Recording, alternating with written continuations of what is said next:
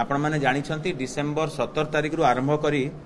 आज पर्यंत एवं मुझे कहली 29 तारिख जदि बंद रहिबो ताले 28 एप्रिल पर्यंत संरक्षण कार्य चालू रहिबो। आम पाखे जहाँ सूचना अच्छी गत काली जाए 25 एप्रिल 2025 जाए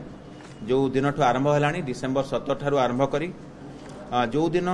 कौन सी नीतिकांति अच्छी कि कौन सी प्रशासनिक कटणा थिला जेमती कि इंग्राजी नुआ वर्ष हो पारे कि मकर संक्रांति हो पारे कि बनक लगी पैता लगी एवं अन्य जो महाशिवरात्रि कि रामनवमी दयना चोरी दमनक चतुर्दशी पणा संक्रांति जो नीति गुड़िक थिला से दिन मानक आमर संरक्षण कार्य बंद रही किंतु हाराहारी एवं आमे आउ गोटे नीतिगत निष्पत्ति नहीं छत्तीसगढ़ निजोगर परामर्श क्रमे जितेबले भी संरक्षण कार्य चलो से कौन सी नीतिकांति बा श्रद्धालु भक्त मान दर्शन व्यवस्था किसी असुविधा हवा कथा नुह से क्रम जहाँ भी संरक्षण कार्य करिसेंती एएसआई ता विषय विस्तृत सूचना देले एवं किभली भाव में दीर्घस्थायी मरामती बा संरक्षण कार्य करा जिवो से उपरे सेवक बंधुगण भी ता उपरे गुरुत्व देले एपर्यंत मु कहिबी ता उपरे 25 एप्रिल 2025 पर्यंत जो पाखापाखि 4 मास रु ऊर्ध्व आमर काम चली 193 घंटा 5 मिनिट 194 आवर्स 5 मिनिट्स रो काम होईछि सबु जाक आम जदि क्रमान्वय देखा एवं जहाँ भी कार्य होईछि तार डिटेल सेवक कूल एवं आमर प्रशासनिक अधिकारी मान आगे से कहले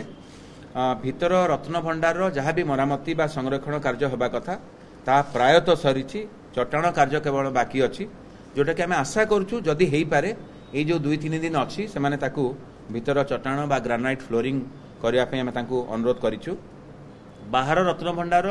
जो मरामती काम बा संरक्षण कार्य हवा कथा से किछटा स्टोन बा जो खंडलाइट स्टोन रो जो परिवर्तन हवा कथा ताकू से करेंगे आहरी 5टी स्टेनलेस स्टील रो बॉक्स बीम लागिबो एबे 9टी बॉक्स बीम लागी सारलानी भितर रत्न भंडार उपरे एवं आहरी 5टी रत्न भंडार बाहर रत्न भंडार स्टेनलेस स्टील बीम लागिबो तार से तैयारी करके रखिछंती सुजोग मिलला मात्रे एबे जेतेबेले समय पाइबे ताकू लगेबार व्यवस्था करिवे एवं आगुरु आपण माने जानिछंती लेजर स्कैनिंग एवं जीपीआर सर्वे हला परे जहाँ भी साइंटिफिक वे रे करिया कथा से हिसाब रे ताकू करा जाउची जोठी भी लूज बोल्ड पत्थर रहुची ताकू से माने ताकू परिवर्तन करूछंती एवं जहाँ से माने सूचना देले अधिकारी एसआई अधिकारी भी आपन को सूचना देवा पई मु अनुरोध करिवि 277 पत्थर लागी सारलाणी भितर रत्न भंडारे 148 गोटी पत्थर एवं जोटी बाहर अच्छी से अमुहा देवल जो उपरे अच्छी तार बाहर कम होची से भी 115 लगी साराणी एमती 277 बा 277 नंबर्स ऑफ खंडलाइट स्टोन से माने परिवर्तन कर सारे बाहर रत्न भंडार काम चालू रही से भी आउ किछिटा पत्थर भी लागिबो जो किछिटा से माने देखिले तांको हमको सूचना देले जे किछिटा जगह स्टेप क्रैक्स अच्छी माने पत्थर गुड़ी करे जो क्रैक्स अच्छी ताकू सीधा सड़क भाव में कौन से मरामती करा जाई परिबने ब्रिक बाय ब्रिक जमती करंती बा पत्थर बाय पत्थर ताकू समाने खूब सुंदर भाव में करूछंती एवं साइंटिफिक वे रे ताकू करूछंती। आ गोटे सूचना है जे केमिकल वाशिंग कराबो जो अमोहा देवल अच्छी तार बाहर पार्श्वर डीप प्लास्टरिंग सरी जाइछि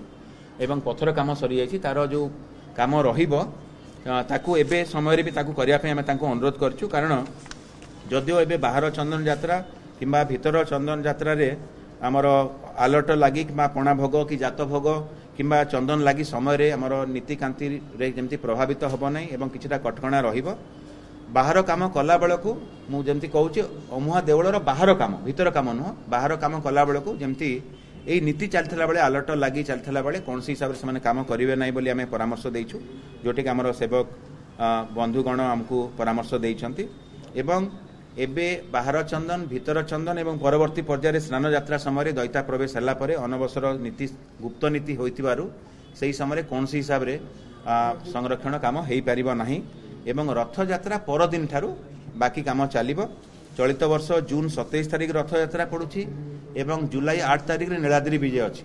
ता पूर्व दिन अर्थात जुलाई 7 तारिख भी किछिटा प्रिपेरेटरी अरेंजमेंट्स रहिबो प्रस्तुति रहिबो चारमाळ इत्यादि तेणु जुलाई 6 तारिख पर्यंत जून 27 रे रथ यात्रा हबो एवं महाप्रभु जेतेबेले रथारूढ़ होइकरी तांकर जन्मवेदी को जिबे सेही समय 28 जून रु 6 जुलाई पर्यंत काम पाई हमको पर्याप्त समय मिलिबो कारण सेतेबेले श्रीजू मान नथिबे रत्न सिंहासन रे तेणु परामर्श दि जाइए एएसआई को सही समय अधिक काम करने एवं तापर भी निश्चित भाव में कम लगी पारे।